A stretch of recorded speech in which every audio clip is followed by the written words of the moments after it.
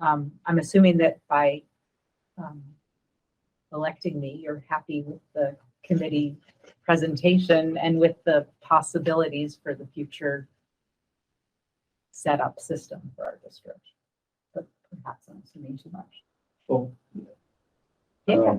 we just maybe have a little discussion Yeah. on that in case people have some questions before we jump into signing up for, in some cases, a committee that right now just has 2 words, Fair. right, with very little, if any, other structure on it.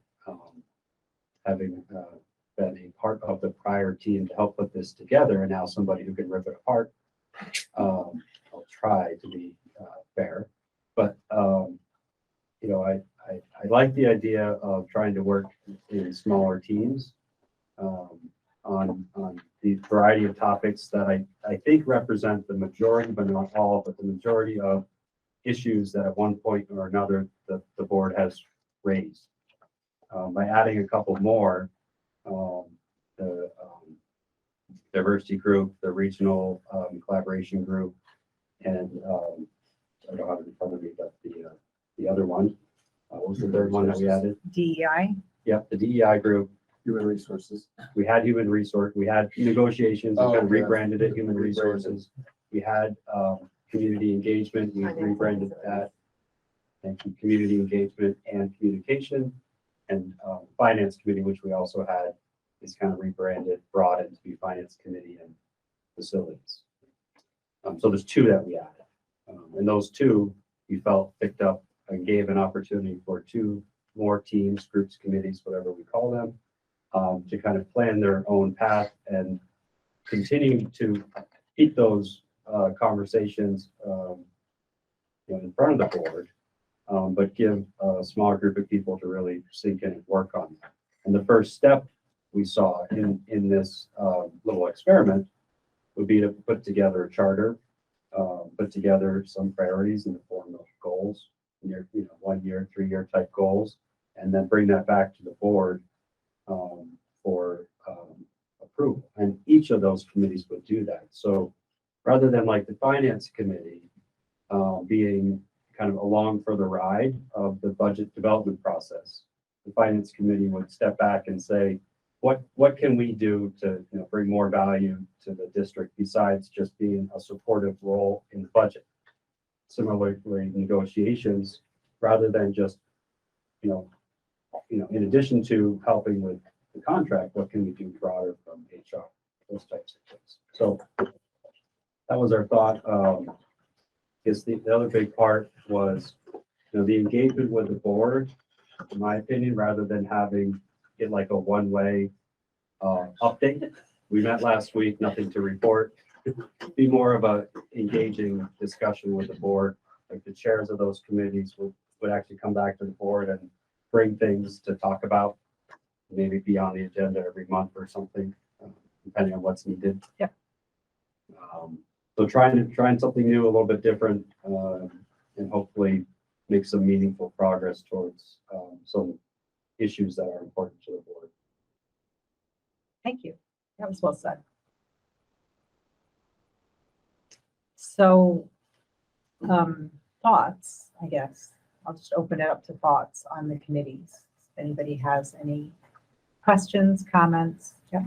Can you elaborate on the piece of the district-wide summit and how that all, your vision for that? Yeah. So what we've been talking a lot in piecemeal about long-term goals for the district, and having these conversations and realizing where our gaps are. We have some people who have been on the board for a really long time. We have a lot of people who have just been on the board for a short amount of time, and most of it during COVID. So there's been a lot of disconnection and a lot of gaps in knowledge. And so it feels like, to me, that it would be a really horrible time for the board to set long-term goals with so many gaps. And so this structure with smaller committees for folks to dig in and really get to become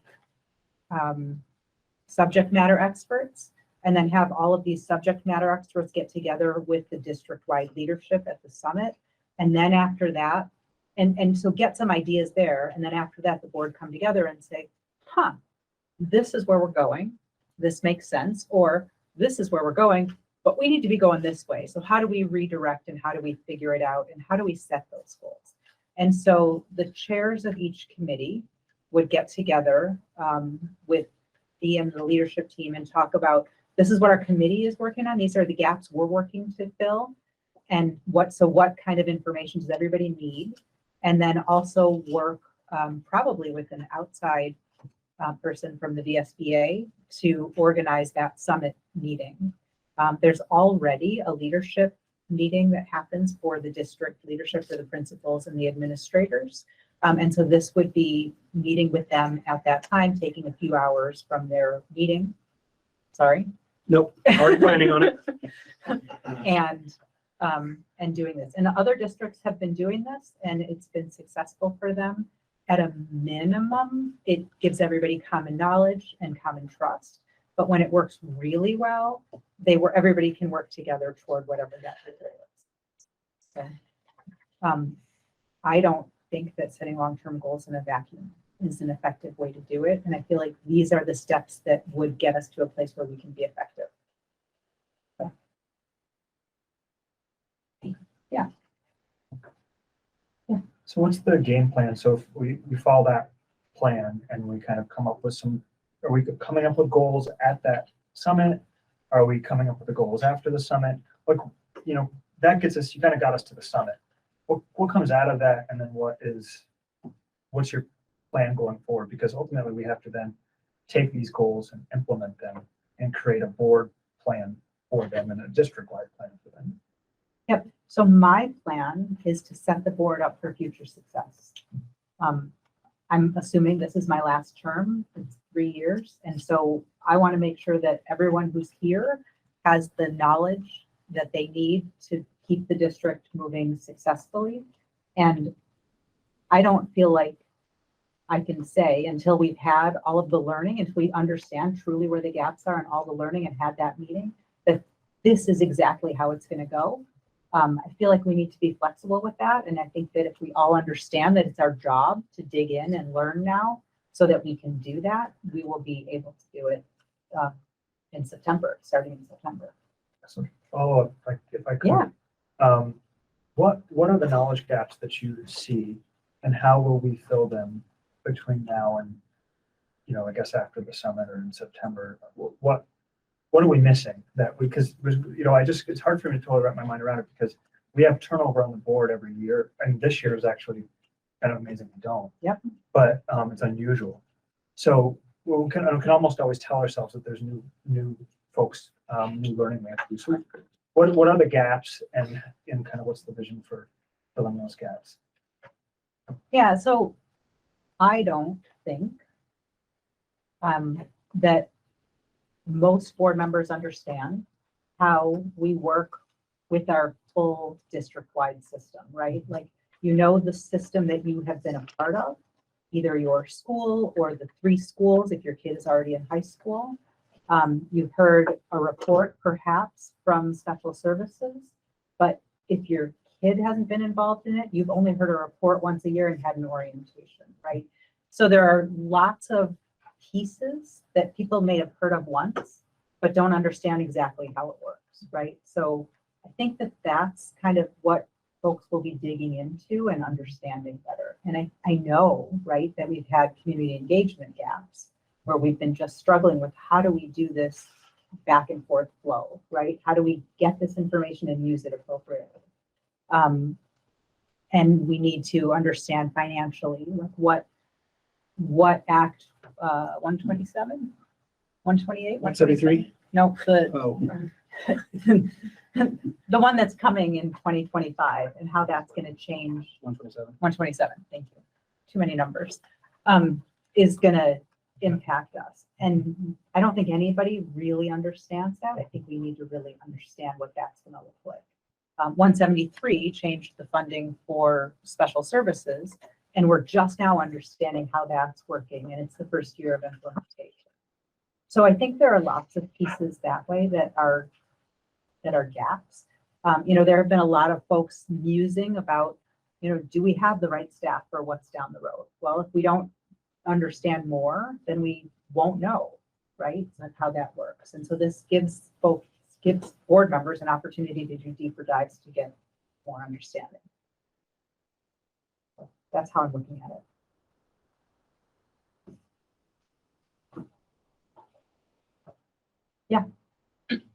I look around this room, I don't see it looking board. I really don't see it looking board.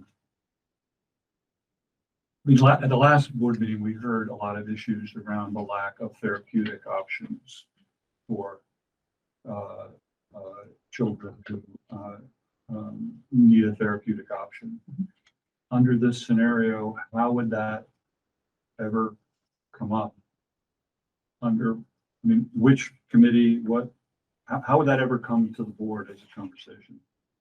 Yeah, so that's a regional collaboration issue. And it would come up, so first of all, we're not day-to-day, right? So that's a day-to-day issue.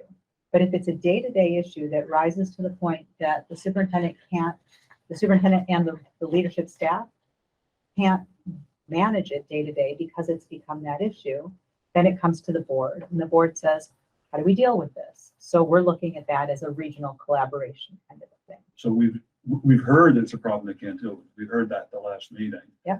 So then the regional collaboration group is going to be chartered to go have those conversations with the other school districts. I think that that wouldn't necessarily be the whole charter. I think the charter of that group is to understand how we can all benefit from regional collaboration and which partners are willing and interested in collaborating. Because I think that just because we want to collaborate doesn't mean there's anybody who wants to collaborate with us. Right. So go back So- to therapeutic. We've heard it's a problem. Yep. We know it's one that there's not a ready solution. Certainly John didn't have one. I don't know if Andrew has one in his pocket.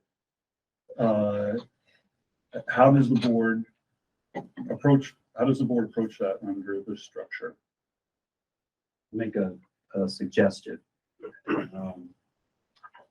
Like that topic would first start as a board discussion. It could have been had during that review, or it could have been, hey, here's an action item. We'd like to spend some time drilling more into that. And the board would make a decision to say, I think this is something that needs even more time. A couple of concerted people need to look at this. Regional maybe is the right committee to assign it down to, because we're not going to be able to solve it ourselves, and we've got to reach out to our neighbors to see what's going on, and the board tasks the committee with that. Or the committee's meeting and the committee says, I think we could help with that topic that was just raised. This is something that we could use our connections that we've already established. We can, kind of a grassroots effort. That committee bring it back to the board and say, we'd like to, focus on this issue. So under both of those scenarios, you're envisioning a conversation at the board level about a problem fairly early on. I think so, yeah. That's something we've been avoiding for years. If, So I would Right, welcome that. but somebody needs to initiate it, right? Somebody like yourself needs to initiate it with the chair and say, this was brought up at that meeting, or I'm worried about this. What are we going to do about it? Let's get it on our agenda. Is the rest of the board okay with it? Kind of get aligned, and then we decide that's what we're going to do. Yeah, I think part of this structure that is different from what we've been doing, part of this proposal that's different from what we've been doing, is that the committees are tasked with goals and bringing those to the board for approval, rather than the board tasking the committee with all of their pieces. Because we need to rely on each other to do that deeper work. And I think that we haven't been, right? We have, and in my opinion, we've become a little complacent. It's a 15-member board. Someone's going to do it. It doesn't have to be me. Where we're being really clear and really defined about these committees are going to do this work and be tasked with goals. And reporting back on how they're moving toward reaching those goals. So are you confident that whatever big problem emerges, Mhm. one of these committees can take them on, regardless of what the names are? Take it. So, sure, you can take it and then I'll answer. Yeah. No. The committees were not established to be perfectly fitting any possible issue that might come up. The committees can change. They don't have any charters right now. I think that the initial members of these committees will meet, develop a charter or refine their charter depending on what's there, and try to make it broad. But I would expect, sure, a new issue could come up and we could say, we need another committee, or this issue is more important than this other one, so we need to reshape it. I mean, I look at the committees, I'll support whatever, it's like I'm on, whatever, I have faith in you guys. But to me, when I look at the committees, they look like silos to me. It's like we're starting with silos. So the reaching out to other school districts is a tactic. Okay, it's a tactic that we can use to solve a problem that we've identified. And until we have a problem that we feel like we can solve with, branching out, that committee doesn't have a whole lot to do. Maybe we can raise a little bit of a ruckus on tech, but that's a glacial issue, as Gail has spoken about. And so I think there needs to be a way to identify whatever the issues are. And I do feel like the issues then move to the committees. If you think it's going to flow the other way, great. I think that the thing that I'm concerned about, that I hope that we would address, is the fact that we have serious long-term issues that we need to address that don't neatly fit in any of these committees. So, And there are things that we have to deal with that we, yeah, education in the 21st centuries, for one. I think two things, Chuck. I think when you asked if I'm confident, I would say we've been changing a lot in the last 7 years, our district, right? And I think we're on a path that continues to improve. Am I confident we're going to continue to improve? Yeah, because we're really dedicated toward that. I don't know that there is a system that will be perfect. And I would hope that I'm never going to strive for perfection. I'm always going to strive for getting better, because I think that's a horrible goal. So that's what you need to trust that with me. The other thing that I think we need to be really careful of is solving the day-to-day at the board level, because we can grease the wheels, we can simplify, we can make things harder. We can't solve the day-to-day at the board level for the most part. I agree with you. So I just want to be really careful with this conversation and with the way that we're asking and answering the questions, because I don't want anybody to feel like, we're going to get in there and we're going to fix the therapeutic issue and the therapeutic model, because I don't think that any individual school board can do that. I think that it will be easier, right? And you're saying that regional collaboration is a tactic, but if we don't have the relationships, we can't use the tactic. Right, I understand. We can have some nice lunches and get to know each other, but. And I think we do have a regional issue that you mentioned. Okay, but have we decided as a board that this is enough of a priority for us, that we're going to engage in, we're going to commit resources, we're going to commit time, we're going to commit staff, we're going to commit board time to solving this problem, as opposed to, as a district, because it is going to involve the board at its level, in its role, compared to some of the other issues. How do we get to the point where we're looking at the 7 or 8 issues and saying, here's the one that to really make a lot of progress on a major issue takes a sustained commitment for 4, 5, 6, 10 years. We have shown that that's what it takes. And we can't do that on 8 things. And how do we figure out which of the ones we're going to make that sustained commitment to, from board to board to board, superintendent. We're seeing the results of the new math curriculum over, I mean, that took like whatever, 10 or 12 years. The reading, I think, will take as long. The merger took 10 years. Things that really matter, that really make a big difference, take a sustained commitment over time. And you can't be flitting from issue to issue, but you got to look at a bunch of issues and say, here are the ones that we're going to make, that we're going to put, a lot of wood behind the arrow, and that we think are most important for the district. Now, we decided at one point as a district that merger was the most important thing. And we put a lot into it for a lot of years to make that happen. And So can I ask a question? sure, Because are you looking at this new structure and saying that this is not going to help us? I'm asking you, Mhm. how are we going to get to the point where we can consider identify the 6 or 7 or 8, major issues, and make a commitment where we're looking at all of them kind of at the same time. Which ones are we going to really focus on and make a sustained commitment for, to hire, to solve, and stick with it in order, to have like, some real success. And we can't do it on 8 things.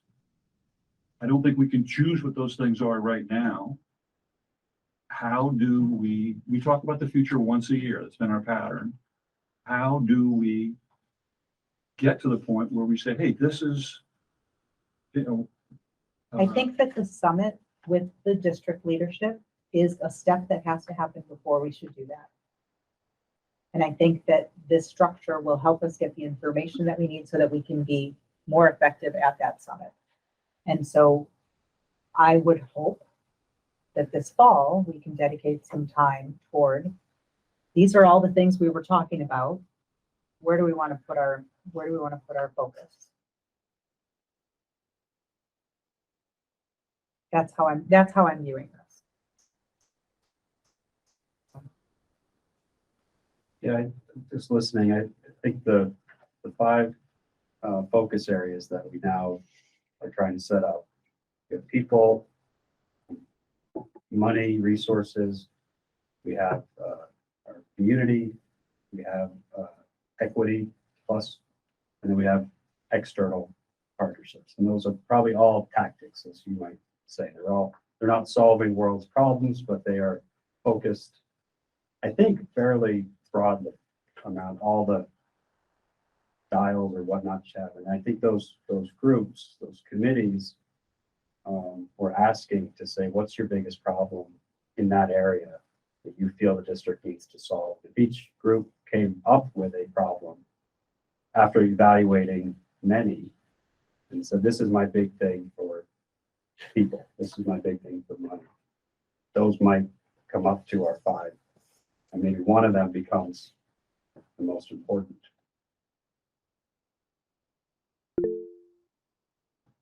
Yeah, Tara. Thanks. I think we also have to rely on the leadership within our schools to bring forward these problems. So if we have our smaller committees that are doing this work and are able to connect with folks like Mary Lundeen who are bringing this to our attention, I think it gives the committees more opportunity to kind of dive in, recognize that there is a problem because we're hearing it from our schools and our school leadership, and then we're able to have the much larger conversation. Like Chuck, you just said, we didn't know this was an issue until Mary presented to us. And I think we only see a presentation from Mary once a year. So, right, like how are we to know what the obstacles are unless we're getting that information direct from our school leadership? I agree with you. We've heard it. Now we've heard it. And just because we're talking about this specific issue, I just want folks to know that the district hasn't been just kind of wringing their hands with it, right? like John's been trying to work with the other superintendents. He's taken the issue to the legislature. He's doing lots of different things. Right. So I don't want anybody to Has think that raised- we're just, Which is why the board needs to get involved. so, okay. So Tara, I didn't mean to cut you off. Do you have more to say or is that okay? No. I was going to say, like, we're talking about one specific issue, but we're talking about creating these committees, and I'd really like to like move forward with the committee stuff so that we can tackle these issues, right? Other comments? Yeah, I appreciate this conversation and I really appreciate the time that the leadership committee put into this because I think we're getting serious about creating a role for this board, for making sure that we're using everybody's talents in a way that is meaningful, that we're connecting more deeply with district leaders beyond John. I think that that's really, really valuable. What I do worry though, and Chuck was kind of illustrating it, and I think I appreciate Chuck picking a thing to talk about it to illustrate a point because I think it was really informative. But what I worry about is that we are going to be setting goals within a committee before we have long-range goals or broader goals that our district has decided, that we decide at the board level. I think it works a lot better if we say, here are the priorities that we care about as a district. Then here are the committees that we have that support implementation or whatever of these goals, or we even change some committees to support us achieving those goals. I just worry that we're putting the cart before the horse and creating these new, not just new, but kind of change this new model that we have. I just think it makes a lot more And our sense. ends policies talks about global citizens. Like, where would we ever have a conversation in this structure about what that means? I mean, where would we? I think there are many places that we would, but Tom, were you done? Because I feel like you just got cut off. And probably a little more, but it's a good point that Chuck raises. And I think that what I would hope that we could do is to, and I appreciate Edie, you saying, like we've got to take steps. We can't do this all right now. And I think we'd be nuts to say we could decide in this meeting or even next meeting or the next meeting what our goals and objectives are. I love the idea of a summit. I think it makes a lot of sense. But we have to figure out what comes after that. And what I'm feeling is we have a relatively good plan to get us there. The plan after that is kind of like, no, I don't know, we'll see where we go. And sometimes that works, and it might, but I worry that right now, we need to kind of say, you know what, by the end of the year, we're going to have long-term objectives for the goal, for the district, whatever we want to call it, right? We're going to have a sense of where we're going to go by the end of the year, or whatever. And I think that's a reasonable time. And then we say, let's work back and what's the best way to get there? I worry about the committees coming up with goals before they really have a charge, before we kind of know where we want to go. So that's what I would do. And just to throw out what I think we ought to do is we ought to have a committee for long-term planning, having this work even for just leading up to the summit, and then the work that has to go after in the hands of the leadership team. I think we need leadership involvement, but I think there's other people that have other talents that could bring to this, folks who've been here not as long, folks who have been here longer, can bring a really good perspective. So I think we ought to have work great with our ad hoc policy committee. We have a long-term planning committee. And if we don't have too many committees, I would replace the, what are we calling it? The regional collaboration committee, because I really think that stuff comes after, out of all of these, that comes after we've set some goals with this other committee. That would just be what I would do. So I guess I did that a little more today. Any other comments? Can I add something? Yeah. I think one of the desires with making goals within the committee was to actually have traction and movement and action. Yeah. So sometimes it feels like we're just spinning our wheels, and there's a lot of talk about planning for the future, and all of that is super important. But I think there were just for me personally, especially in the community engagement committee, there are little things that we can be doing that can make a bigger impact. Even whether it's a month from now or 3 years from now. So just to clarify some of the desire of the goals that I think would be important to keep in mind when we're re-envisioning this is an action moment in each of these committees in some way. And for now, the verbiage was like to write a goal, you know, but like, I know many of us, I want to do a goal. Like, Need a goal. yeah, so. I love the idea of these short-term goals. I think there's no reason why we can't do those right now in these committees. Get us started, building that trust, you know, building the relationships and moving on, I think. But I've thought about this a lot with your committee, and I've never actually been on the committee. But, so I can't speak with a lot of authority. Yeah. But boy, yeah, wouldn't it be great if you were given something to really go dig into, right? Like right now I go, what are we going to talk to the community about? We talked about this a lot before. The district staff does a heck of a job communicating with the community right now. What's our role? Well, it's because there's a big issue that we're pushing, right? There's a reason for us to talk with folks. What is that? That's the long-term goal, right? And for one committee to decide what that is trickier than the whole team deciding that, and then coming back and saying, okay, we decided we're going to talk about CTE. And so your job is to go out and talk about CTE, the regional collaboration committee, if that's in existence, your job is to drive this work. Human resources is to talk about the staffing side, and the finance side is to think about the financial implications, right? And we all have a role in this objective. So I think we got to go there first.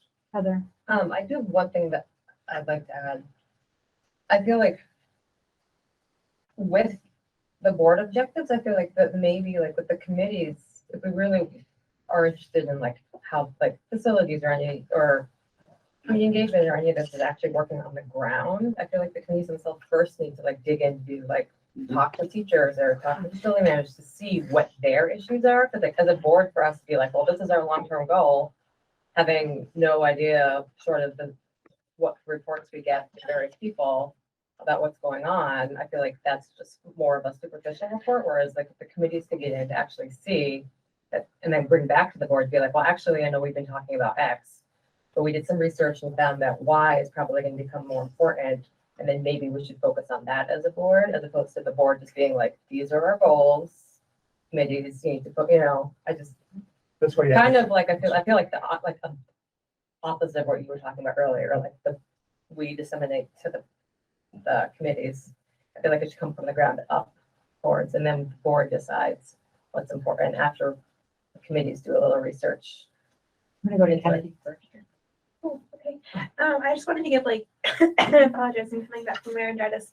I wanted to give like the student rep opinion because I think that there's a lot to be said about like, you know, getting traction in the small board and seeing really like measurable kind of action steps to be taken. But there's something to be said about like larger goals, and I think that as a rep who won't be here next year and thinking about the history or the future of student reps on the board, it's really exciting to hear about, you know, having a couple people that are really digging into a singular topic or a singular goal, because thinking about bringing like student life to the board is really tricky, especially right now. It's hard to do.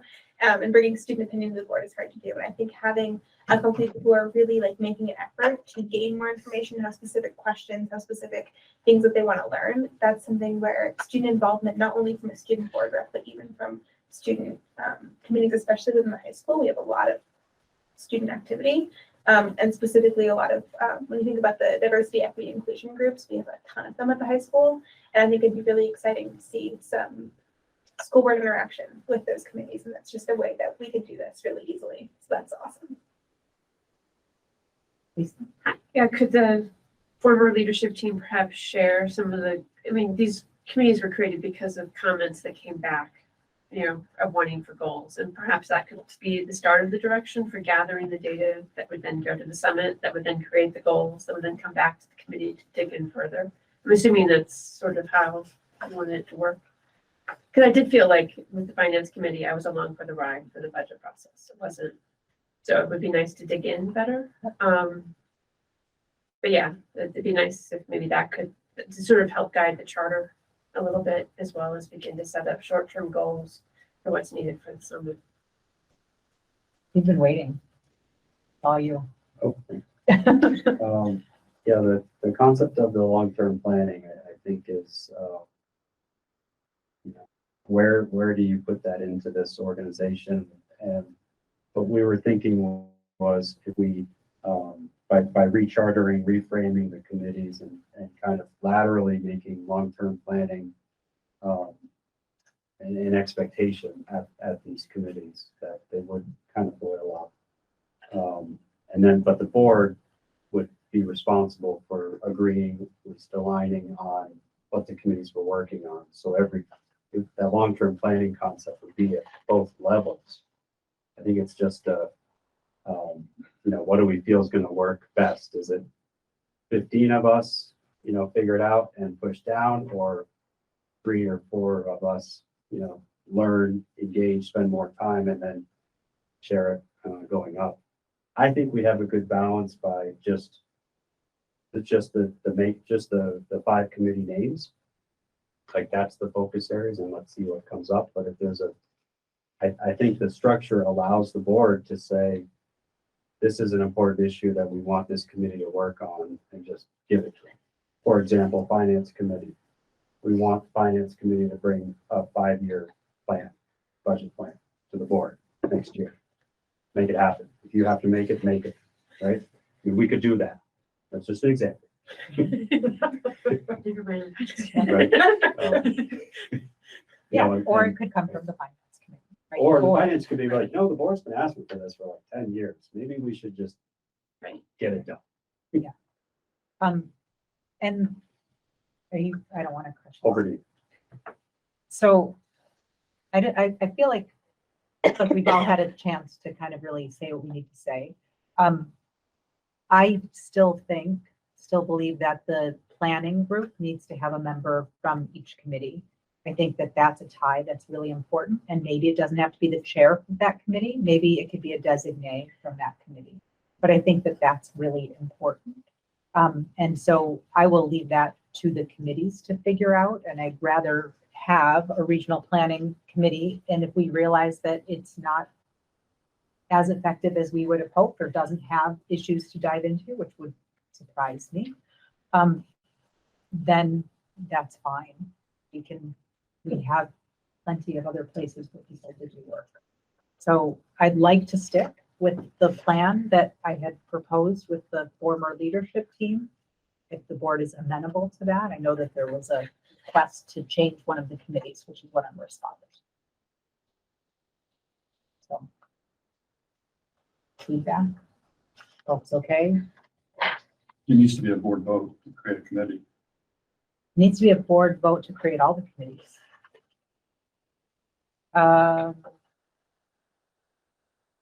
Yes. So, I guess, can I have a motion to set up this new system? I move to adopt the recommendations for these new committees. The MMU school board. Is there a second? I would second it. Diane, comments or seconding? I was just seconding. I think Gail got there first, but thank you.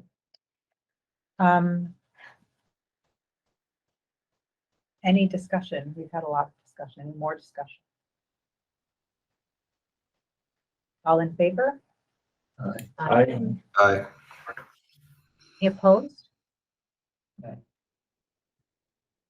We have 2. Any abstentions? 2 opposed. Okay, so we are moving on. I don't have my glasses today. I apologize. So I'm going to be doing a little bit of this. Are they readers? Yeah. Yeah, thank you. Oh, this is amazing. Thank you. You're welcome. Committee membership and position assignment is the next thing that I couldn't read on my list. So I have the document online. I can type right into it. The committees will elect their own chair. But do folks, any any individuals want to be, and I'm just gonna go in the order that I have them here, want to be on finance and facilities. And I'll write your name on here. I can't do up and down at the same time. Lisa? Anyone else? Oops. Tara, Tara also.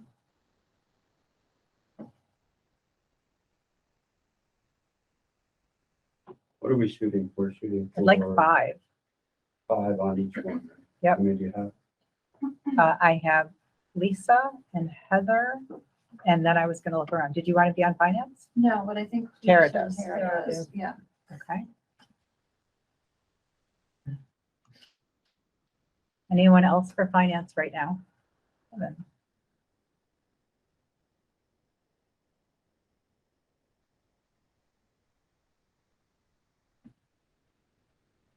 Anyone Just else? so I understand, is this starting in September? Now, starting Oh, okay. now. Fair question. I'm not saying anyone else. There are a few people who aren't here. Human Resources, Former Negotiations Committee. I think that's Chuck. Anyone else? Sarah? Can I put you as an alternate to start since you're, or would you rather be a full member on this committee and an alternate on the other one? I just want to start with, Put me as an alternate for this one because I'd also like to be on the DEIB committee as a full member.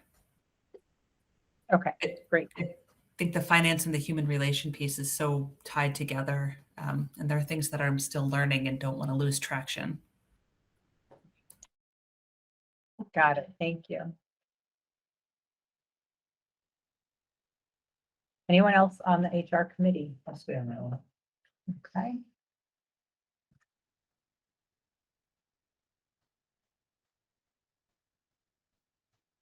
Okay, we'll be good for 2 right now. We'll have to come back to that. Community engagement.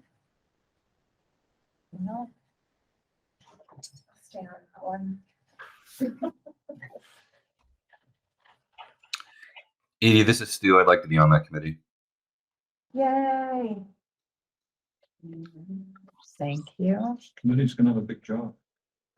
I'll also hop on there. Give my consent. All right. Do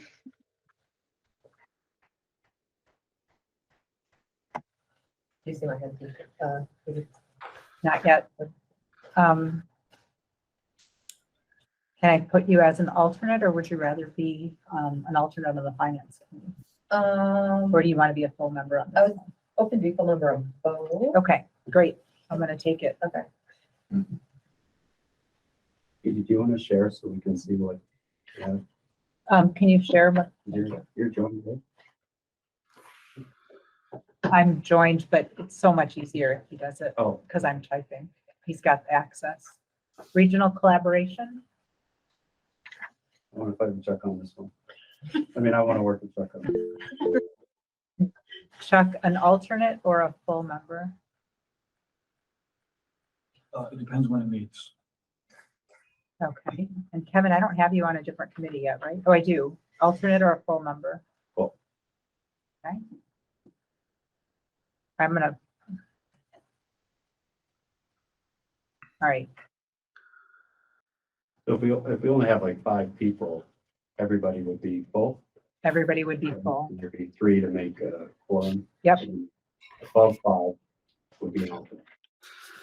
Unless we make it 3. and then 2 for a quorum. Yep. Or we're gonna try to do. I have a need to meet on Mondays and Tuesdays, if that's possible. Diana's missing out too. Diane, you want to be on regional collaboration? Sorry, you already. Yeah, pointed I out. want to be on regional collaboration and I will be an alternate on finance.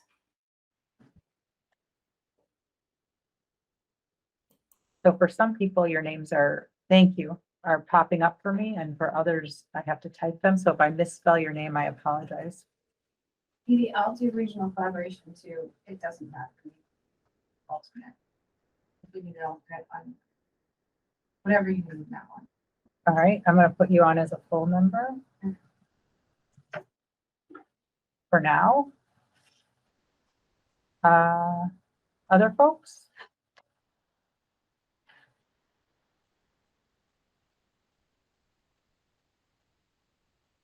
on, Diversity. thank you. I'd like to be on that committee as well. What else is it on the committee?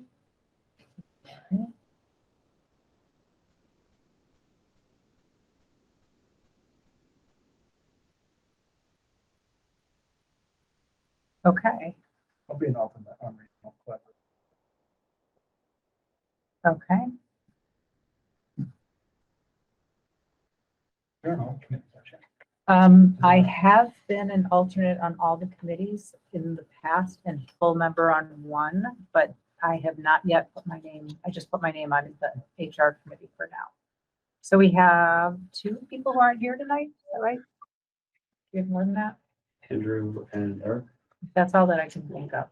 Edie, I think it'd be really good for you to be on regional collaboration. You're gonna, board chair needs to open the doors Fair, on this stuff. that's fair. Edie, Next, I oh, Matt. I can be the alternate on the DEI. Thank you. Ethan, are you on a committee? I respectfully decline. Well done. No, I'm not on the committee. What committee would you like to be on, Ethan? There's, I all would do regional collaboration. right.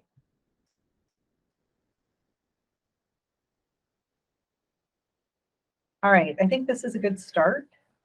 I think we need 1 more on finance, 2 more on HR. And otherwise, we are pretty well staffed. And so, yeah, I can pop myself in as an alternate on, yes, On the diversity inclusion one, Yes. I wonder whether it would be helpful. That seems like one where the board has a lot of learning to do. And there's stuff that's going on in the schools. And I just wonder if that could or should be a little bit more of a joint so, thing that has, regardless of the membership, but the the goal of the committee, is that where you're going? no, just I mean, we're stuck on the whole, for example, the land acknowledgement. I feel like there's people, I feel like that's almost kind of a joint decision or a joint something that. Yeah, so the DEIB is like a steering committee to teach, to bring the resources to the board, to figure out what the board needs and bring the resources to the board so we can all do the learning together. I understand, right. And I feel like the board has a lot to learn from what's going on in the schools. And whether this is an opportunity for it to be a little bit outside the norm in terms of the, strict policy governance thing, but have it be a little bit more of a kind of a collaboration between the board and what's going on in the schools. Not for the board to direct what's going on, but to be a part of what's going on and to have a little more sharing back and forth. I definitely feel isolated from. That's why we're having this committee. Exactly all of what you just said. To do more of that, yes. Are you wondering who in the school we might partner with or have those conversations with so that the schools and the board are on the same page when it comes Yeah, to. I mean, I feel like the board, kind of at this point, the board, I think schools might probably are ahead of the board. Yes. And so board members saying to people who are doing the work, including maybe students, saying, what would you like to see from the board? And have it be a little bit more of a little less hierarchical than some of the other stuff, which is by necessity is hierarchical. And, So, hey, Chuck. Yeah. I started to sit in with the ABAR Council, and Andrew is a part of that as well. And if he is our district liaison, and I'm bringing the information back from the ABAR Council, knowing what's going on in our schools and how our schools are managing things, I think it's a great liaison way. Sort of what you're asking for, but there's collaboration there. Or is that not enough? Let me let Kennedy talk too, and then we'll come back. But I think Go ahead. Yeah, just as a student who will be sitting on the committee and who has kind of my foot in our student anti-racism program and the director, and I'm a member of our gender equality program. I'm an ally for LGBTQ. I think there's a lot of diversity, equity, inclusion, student-led work that goes on at our high school. And I know that there are opportunities, to engage, whether that's going to their events or kind of reaching out and asking more questions. But I also think there's an opportunity for the board to offer themselves as a resource. I think that there's a lot of work that is done within our school that is student advocacy based, and having a committee of a couple people that students can reach out and request to attend a meeting, or reach out and request, a standing on a certain policy, or, more understanding on a certain policy would be really powerful. And I think that there's something to be said about just letting students know that we're a resource. I think that would be really cool too. If we're positioning the committees as being, a work study, it seems like work study alongside other people who are doing, to me, like the land acknowledgement thing to me is like a district-wide thing. It's not just a board thing. It's like a district-wide. So, kind yeah, of, I don't need to beat it to death. It's just, I'll beat up things to death.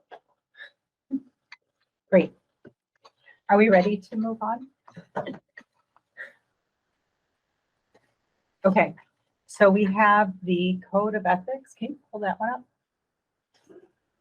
Thank you for being willing to serve on so many committees. I clearly did the math in my head wrong, and 15 does not evenly go into 25. So thank you. I appreciate that. Edie, Sorry do you for want my- the other pieces that are listed here. Isn't that the code of ethics? Isn't that? Well, nice? there's a advisory board rep. Oh, gosh, thank you. Health insurance board delegate. And Edie, before we move on, you Yep. know you already have. We're coming back. We've already come back. We're coming back like one more step, Oh, if you don't mind, on the committees themselves. Yep. When will those committees Thank get you. organized? thank you. Appreciate that. So Still, we should deal. no, It's This coming is- up. this is good. This is important. So right now I can there ask is, any question I want now. Challenge of leadership. because you've never not asked any questions. To be clear. We do not have a meeting scheduled in March for the full board. We also do not have chairs for any of these committees yet, because all of that is reorganizing right now. So it's a little bit complicated on who can pull the meeting together. I think that I would like the current chairs of the committees that are currently standing, that are just having name transformations, to be those organizers, to take a little bit of pressure off of the district to organize the other two committees.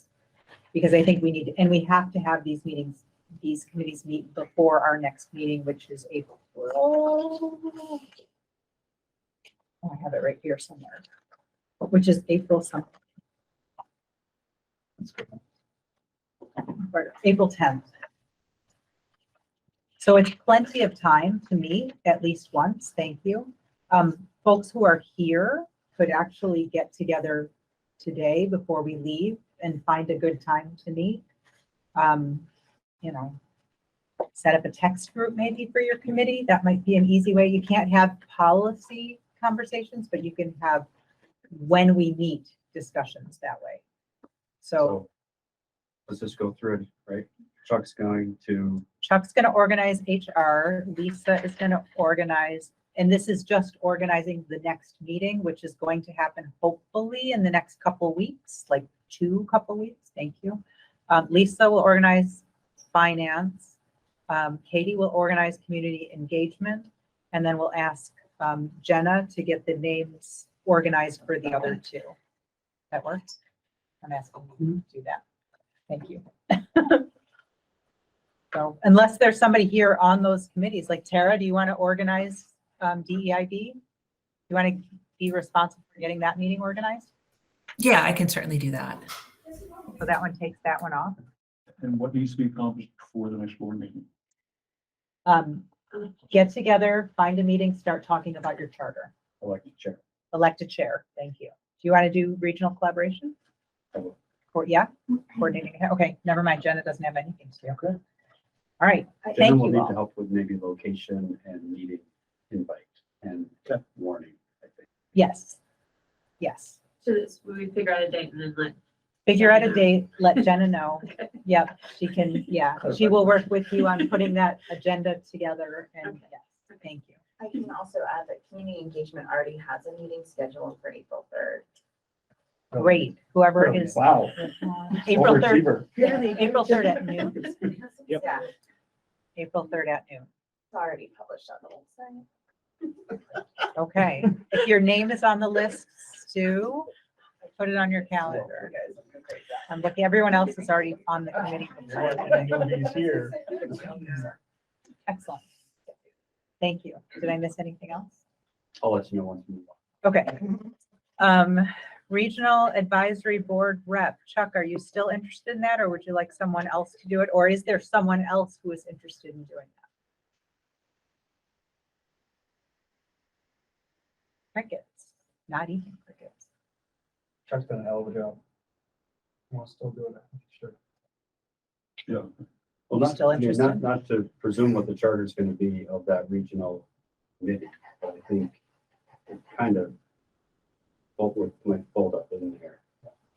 I have a feeling, based on the way we've been doing things already, that that will be a very important piece of that committee, Yeah. yes. So it just seems like, do we have a committee or person? Well, but the Regional Advisory Board, we have to have somebody go to those Okay. meetings. Yeah. Yep, so it is a separate thing. Okay. Yes. Health insurance voting delegate is me. I just didn't know who would be chair. Student rep mentor. So this job, we've had a number of people here do it in the past. Your job, because for folks who don't know, if anybody's interested, is to meet with the student reps at least once a month in the early part of the year. And ideally, you're sitting with them at board meetings.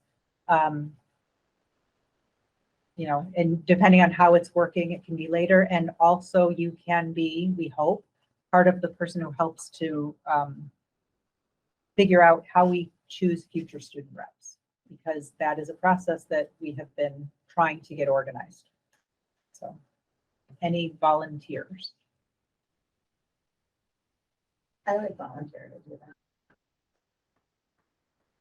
Great, everyone?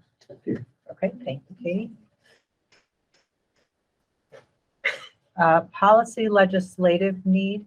I'm gonna put Diane's name on here, even though she doesn't think she needs to, but she's the main VSBA rep right now, and that's gonna be all school related.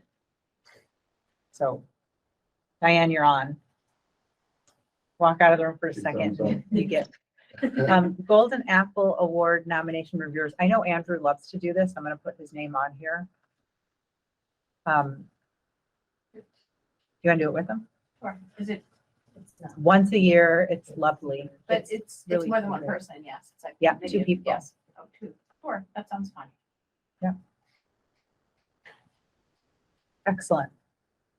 I think we have a mostly full form. I think now we are ready to move on. Is that correct? Great, not rushing anything here. VSBA Code of Ethics. Thank you. Appreciate that, Jeff. All right. Somebody who can see the screen want to take us through it? I can read it. All right. Just read the whole thing? Read the whole thing. Okay. I know we don't usually do this, but I think this is one of those that we need to do. Okay. Code of Ethics for Vermont School Board members. As a member of my local school board, I will remember that my primary concerns must be the educational welfare of the students in my district, an excellent return on investment for taxpayers. I agree to conduct myself in accordance with the following commitments. I will act within the scope of my official role, including recognize that a board member's responsibility is to see that schools are well run, but not to run them. Act only as a member of the board and not assume any individual authority when the board is not in session unless otherwise directed by the board. Give no directives as an individual board member to any school administrator or employee, publicly or privately. Avoid making commitments that may compromise the decision-making ability of the board or administrators. Next is uphold the highest ethical standards. Not to receive anything of value by contract or otherwise from the school district or supervisory union unless it is received as a result of a contract accepted after a public bid, in public recognition of service or achievement, as a board stipend, reimbursement, or expense allowed by law for official duties performed as a member of such board. Not solicit or receive directly or indirectly any gift or compensation in return for making a recommendation or casting a vote. Agree to excuse and remove myself from board deliberation and votes when necessary to avoid the appearance of conflict of interest. Not agree to the hiring of a superintendent, principal, or teacher already under contract with another school district unless assurance is first secured from the proper authority that the person can be released from his or her contract. Respect my peers, my constituents, and confidentiality considerations. Voice opinions respectfully and treat with respect other board members, administrators, school staff, and members of the public. Maintain confidentiality of information and discussion conducted in executive session and uphold applicable laws with respect to the confidentiality of student and employee information. Attend all regularly scheduled board meetings insofar as possible. I agree to abide by the principles outlined in this code of ethics and will do everything in my power to work as a productive member of the leadership team. Signature and date. With enthusiasm. Thank you. Yeah, so we don't normally individually sign these, but we do normally vote to accept it as our code of ethics. So if I could get a motion. Thank you. And a second? Thank you. Any discussion? All in favor of approving the VSBA code of ethics for our school board, say aye. Aye. Any opposed? Any abstentions? Thank you. Appreciate that. Are we ready to move on? All right, I think we are ready. Andrew, can you tell us, I think Rebecca is gonna do the, Rebecca, can you please tell us about the student attendance policy, and just so that we can warn it, let us know what's new and different on it? Yeah, so it's on the agenda, both of the current policy and the updated policy, and we highlighted the difference right in the updated policy. So essentially it's very similar. They added definitions into the updated policy, so it just provides just a bit more depth in that policy. If anyone has questions, I'm happy to answer them. Are there any questions?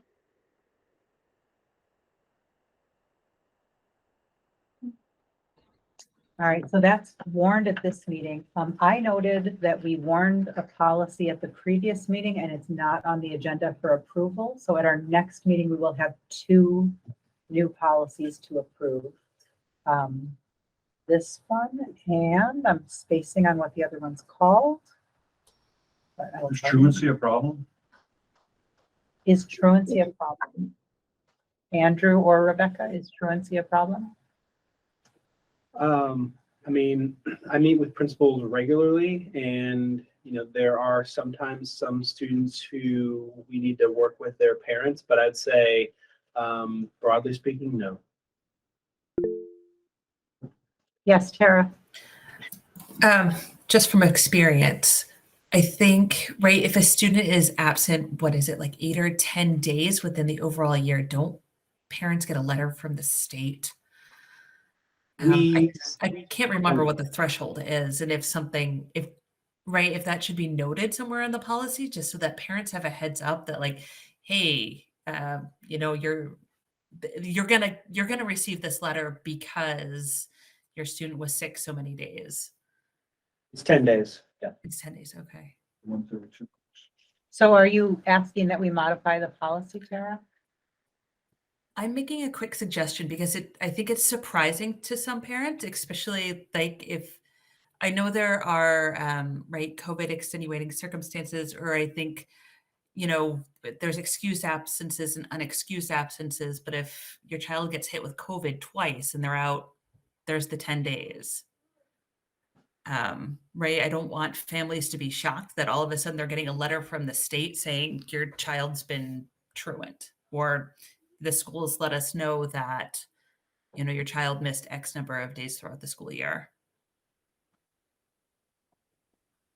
Rebecca, Andrew, any comments on that? Oh, Diane, you can go ahead first if you're. Is that already on our handbook? Because I know it's kind of a generally accepted knowledge piece. It just may not be as obvious to a parent, but it's kind of dictated from the Agency of Education as to when you do your first letter, your second letter. It's a whole process, isn't it, Andrew? Yeah, there's a clear process for it. And I'm currently actually looking in one of our school handbooks to see if it's in there. It's also we have procedures that we follow. So this is the policy, and we really try to, as Diane, probably better than maybe anyone, but stick with what the VSBA has recommended for the policy. Typically, there's a reason for why they're putting things into the policy and what they're not including. And so, but we do have procedures that coincide with this policy as well. So it's just another piece of that. And would those procedures talk about when the first letter would come, the second letter, and all the process around that? Yeah, so exactly. In the handbook, it says 10 days or equivalent, telephone, letter, 20 days, 30 days. So it's listed. I'm just looking at Richmond right now, and I can check the other ones, but it is clearly outlined in there. Yeah. Great. As long as it's outlined somewhere and we can point families to it and say, this is going to happen. So they're not blindsided. That's great. Thank you. Yeah, and typically principals make a phone call first too. They don't, usually there's a phone call and they explain sort of what they're going to receive, and yeah. Yes. I would just throw out there that understanding why truancy happens is actually a really, I think, powerful piece. You alluded to 21st century learning. Truancy, can be attributed to students for not engaged in their school. I think as a school board, that's something that we should be very aware of, and not necessarily dictating what the school needs to do, but continuing to imagine what's the best possible situation for schools and student learning to really take truancy out of the mix. Diane?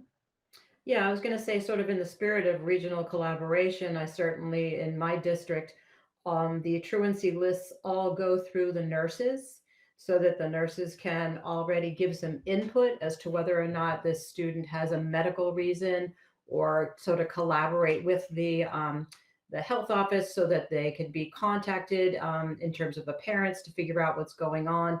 And we may know of psychological reasons, we may know of 504 reasons.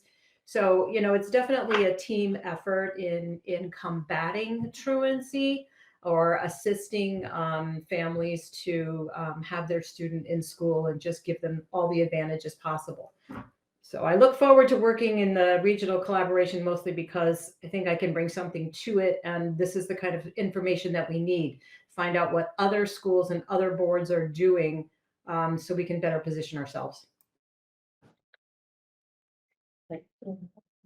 Thank you. Did you?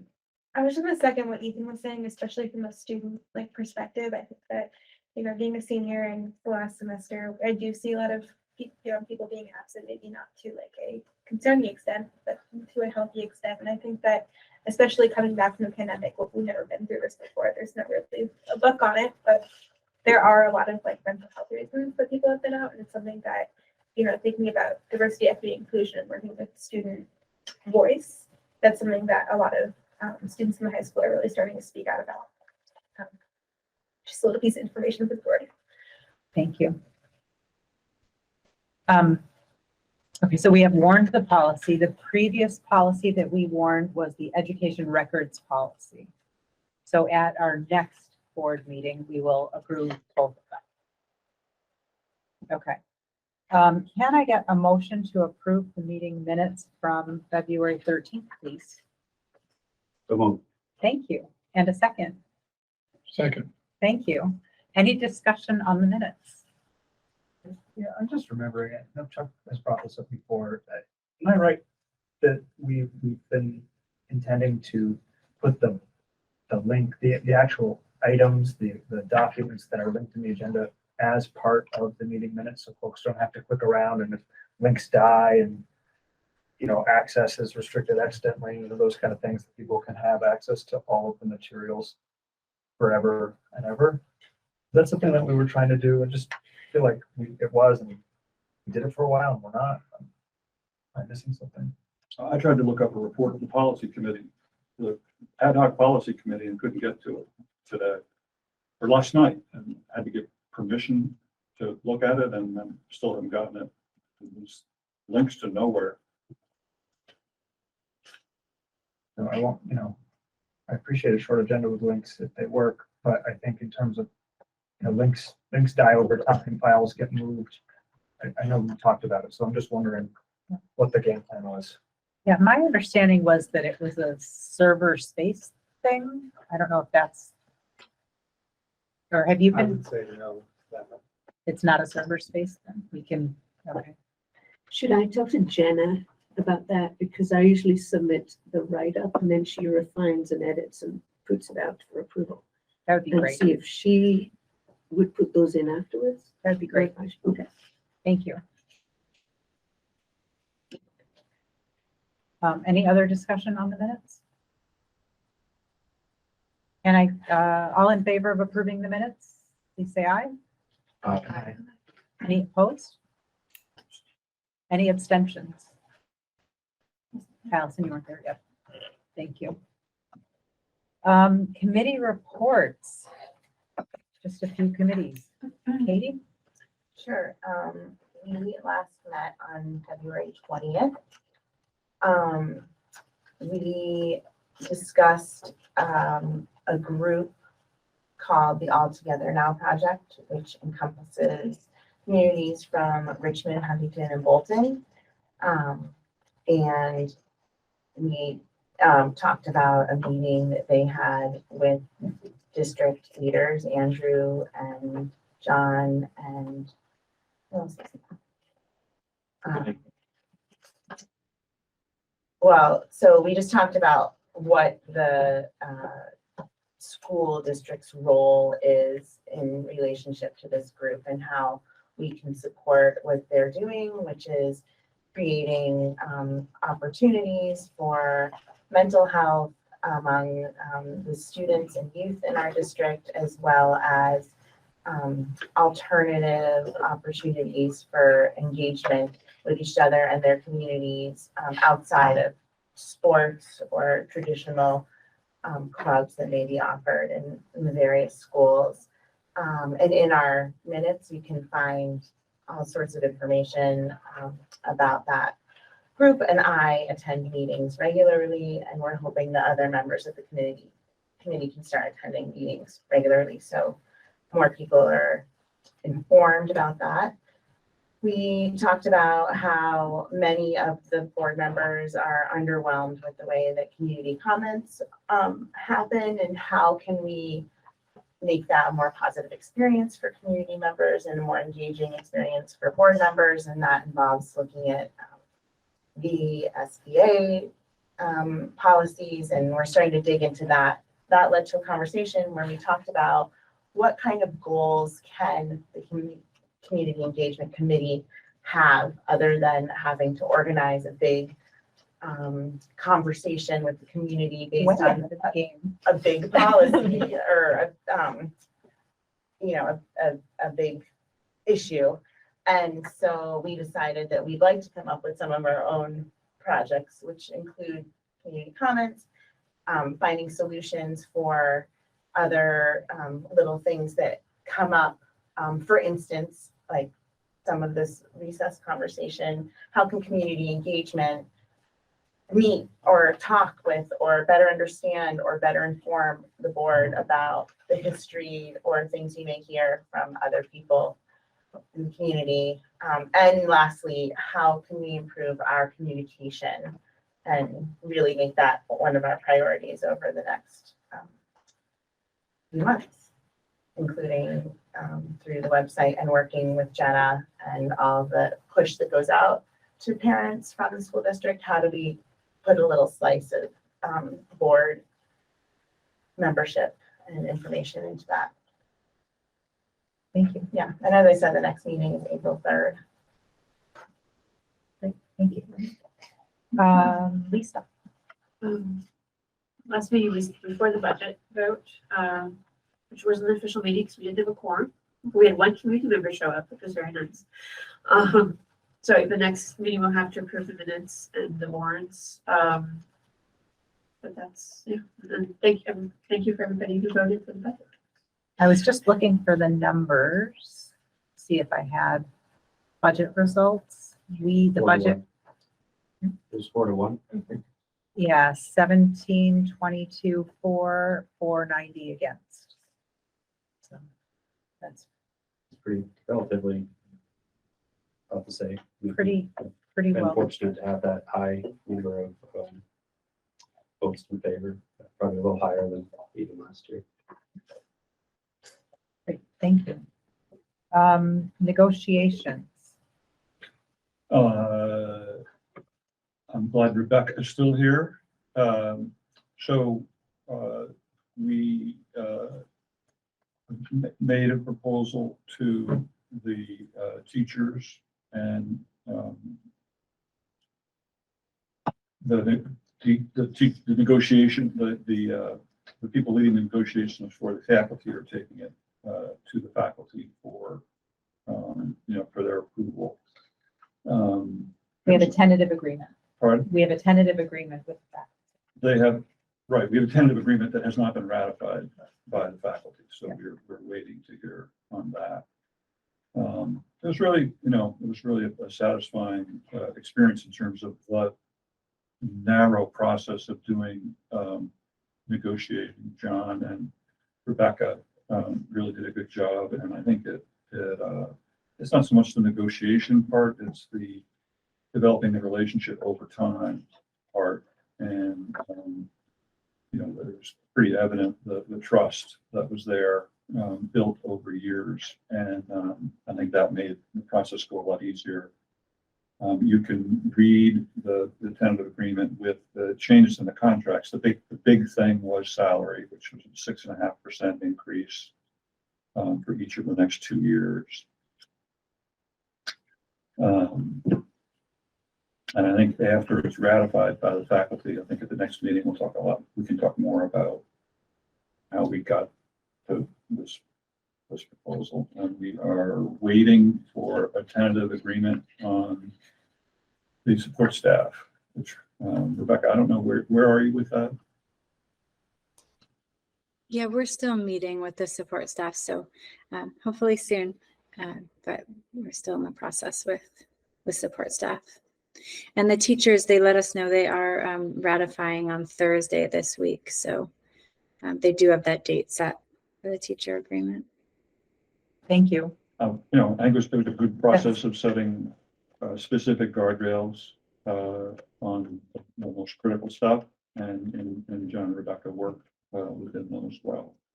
Thank you. Rab, anything? There's a meeting tomorrow. We have a RAB meeting tomorrow. I can't make it if someone else can go. It's at Beta. You actually get to go and be in Beta if somebody would like to go. I hear they have a flight simulator there. All right. This is a follow-up to, we had a vision summit in September. And this is the first time the RAB has met to discuss what we've heard in September. So that is A little bit of Chuck's that's the frustration. glaciality that we're working on. Diane, VSBA. Yeah, I missed the VSBA meeting, but I was watching the video about it. The hot topic is the incredibly high number of legislative proposals coming out of both the Senate and the House. I don't know that I've ever seen that much activity on education in my years. Hot topics remain the public dollars going to private schools situation. And I know Edie knows more and can update us about that, but none of these things are asking for any action, or can I see any action that would be needed from our district at this time. And that's one of the things I want to make sure I can always alert you guys to, is when we need to get active on any kind of letter or communication campaign around one of these bills. And Edie, please chime in if you know of something more recent. Other than that, the VSBA is looking for replacement for Phil Gore for our education outreach section of the staff there. And they've just been very active also in creating new model policies. So I think I can leave it at that. Edie, is there something else you want to talk about with any of the legislative proposals? I just want to make sure that everybody understands the issue with the financing, the public dollars going to for education. I don't know if we've talked about this as a board yet. I don't know if we have. So Yeah. Vermont historically has two, you can correct me if I'm wrong, systems of financing. It's one system of financing schools, but two systems of educating students. We have our public school system and we have this independent school system. And we use our public dollars, so all of our taxpayer dollars are commingled, and that money gets disseminated to the schools based on the number of students, and the same way we get it here, like what's your average daily membership and what ages and what extras and all of those other pieces. So our tax money gets sent to private schools all over the world because of this system. Like I'm inflaming it a little, but it really does happen this way. All over the world. All over the world. Specifically Switzerland, right? Yeah. Specifically Switzerland, Canada, yeah, all over. It's You want to send your kid to Switzerland, you move to a place Stratton. that's tuition town. Yeah, it's an inequitable system. So this last year, back up one more step. Our Vermont Constitution says that public money, public dollars cannot be used for religious purposes. Because there are people, because there are people who don't want to fund publicly other religions, right? So that's been, so we have always used this money to fund independent schools or private schools that have been approved. This last year, the Supreme Court passed or made a ruling on Carson versus Macon, which says that if you fund public, religion can't be a reason to not, I'm sorry, if you fund private, religion can't be a reason not to fund. So we have discrimination as something that if you discriminate, you are required to attest that you don't discriminate in Vermont. However, if you have a deeply held religious belief that could mean that you don't want to have staff or students that fall in the LGBTQ community, that's a deeply held religious belief, and the Vermont Constitution is trumped by the Supreme Court ruling. So we are in conflict now, and we are currently funding religious schools that are opting not to sign their anti-discrimination documentation because they have deeply held religious beliefs. So what Diane's talking about is there are bills in the House right now and in the Senate to change the system so that we are only funding public schools and a few of the historic academies. Yeah, the academies, they're trying to preserve the 4 historic academies, but there are so many other independent schools that are used by districts in a very, positive way. So the whole religious thing is there's that section of it. But what I don't know, Edie, and I think that it would be really good if this information came to us, is what is the financial impact of our current system, and what would be the financial impact of the proposed systems. How much money would we save? You know, there's the ethical part of doing the right thing, but also people are talking about how the way we fund schools is actually taking money that should be available to public schools and creating an inequitable system in that manner. So what's missing for me is certainly the financial piece of it, sort of explaining that. But as you, yeah. You're exactly right. And part of the reason that that information is missing is because the private schools don't have to report. Public schools do. Public schools have to account for every dollar they spend, the private schools don't.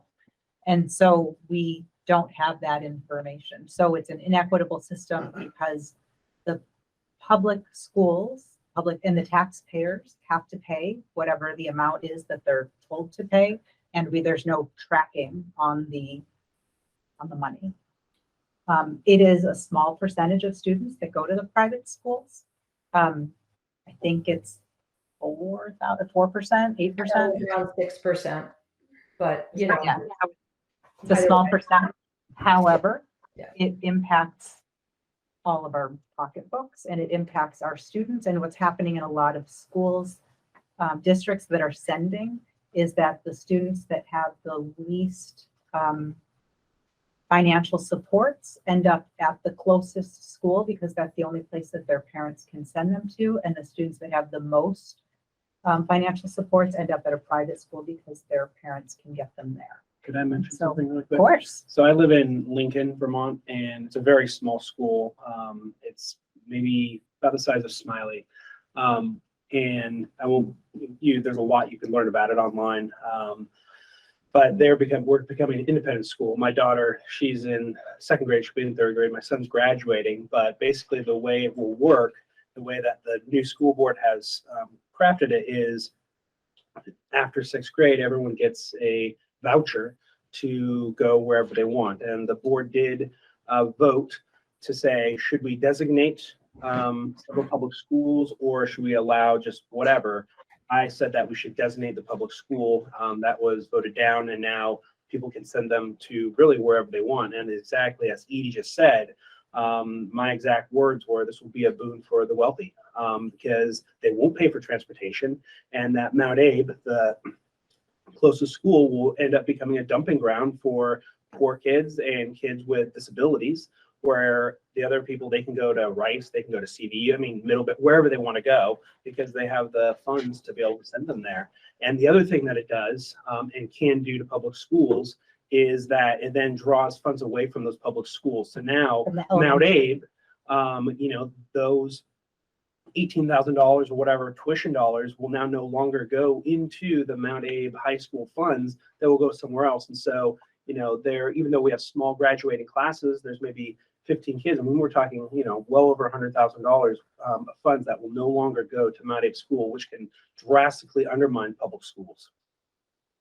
And then the last piece is often these sending schools, because the tuition is set by the public. So if you're sending, you have to, the tuition is set by the private. And so you have to pay that amount. And so they pull money from the elementary schools. So the elementary funding, which is public, gets actually funded less, while the more money goes to the high school that is the private in the towns that are sending. So it's a really inequitable system. How does it work with special ed? The privates are not. You want to answer that, Diane?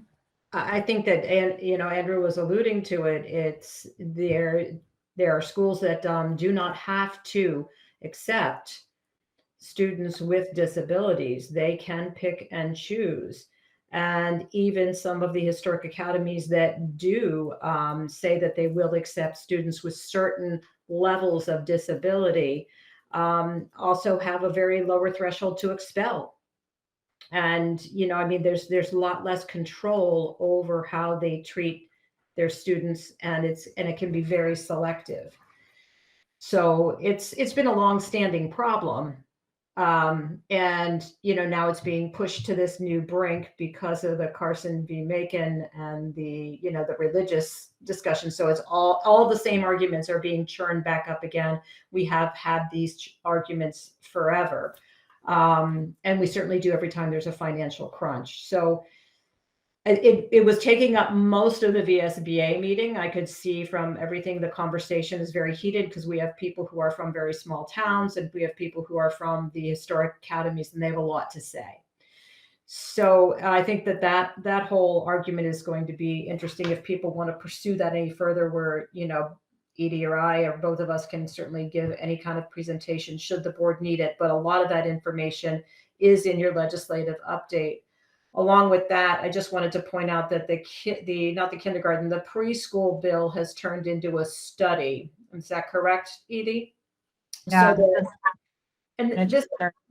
This often happens when there's a first year of the biennium, you know, things don't look really perfect on that first bill. And so they put it into a study or they bring it back, and it may come back in the second year. So at this point, there's probably going to be no major action on, you know, changing the funding around preschool this year. So I did want to point that out. There are so many other bills in that list, everything from the creation of a single school district for the state of Vermont to making compulsory seizure action plans for schools, which just kind of floored me. But that just goes to the fact that the legislature often tries to solve problems that really should be solved on a local level. There could be a better answer for some of these things, but it just floored me how many different bills there are out there.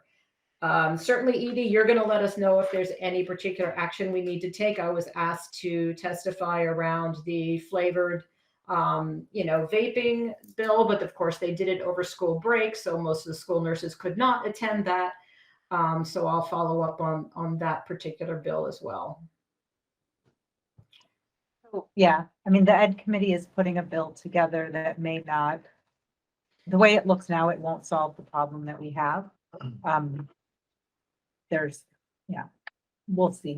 We'll see what happens. This week is the last week for bills that will get taken up by the Senate and could get signed into law for this year. So we'll see what comes out of the Ed Committee this week. If you're interested, keep an eye on it. I think that's the signing off for now. Thank you. All right. Anybody wants to talk about that more? That's been my life for the last few months, so I'm happy to talk about it. Other business or future agenda items?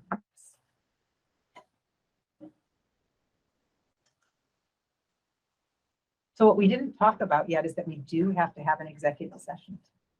We have talked about this previously, and it was in like emails and heads up and all of that. It doesn't have to be particularly long, but I do need to have an executive session. So I'll do tonight. I don't think we need to have the meeting on March 27th. I would hope that perhaps one of the committees could use that time to meet, and I would think that all of the committees would be able to meet. Yes, Rebecca. Oh, we may have to have a special meeting to ratify the contract.